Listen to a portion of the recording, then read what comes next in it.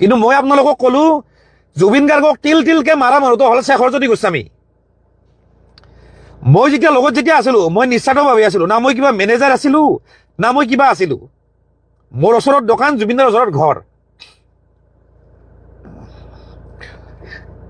কিন্তু কেইপেক মদ খাই কিমান ভাত খাই চব চাই থাকো।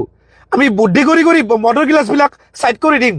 তাৰা জুবিন দাক কেনেকে জীয়াই ৰাখিব লাগে আমি চেষ্টা কৰিছিলো। এই চোৱাৰৰ বাচ্চা আহি মাৰিছে, কিন্তু তাতে উঠাই মাৰিছে জুবিন দাক। এই শেখৰজ্যোতি গোস্বামী। আপোনালোকক কওঁ জুবিনদাৰ বেণ্ডটো কিমান ডাঙৰ বেণ্ড আছিলে, জুবিনদাৰ মিউজিচিয়ানখিনি কিমান ভাল মিউজিচিয়ান আছিলে। চব সেই বেণ্ডক থান বান কৰি ভাঙি পেলাইছে এই শেখৰজ্যোতি গোস্বামী। আপোনালোকে যদি কাৰোবাক যদি চিনি পাই নহয়, আপোনালোকে সুধি ল'ব, যিমানবিলাক মিউজিচিয়ান আছে তাতো সুধি ল'ব, জুবিনদাৰ বেণ্ডটো গোটাই ভাঙি পেলাই চেছ কৰি দিছে। সেই ৰাবু দা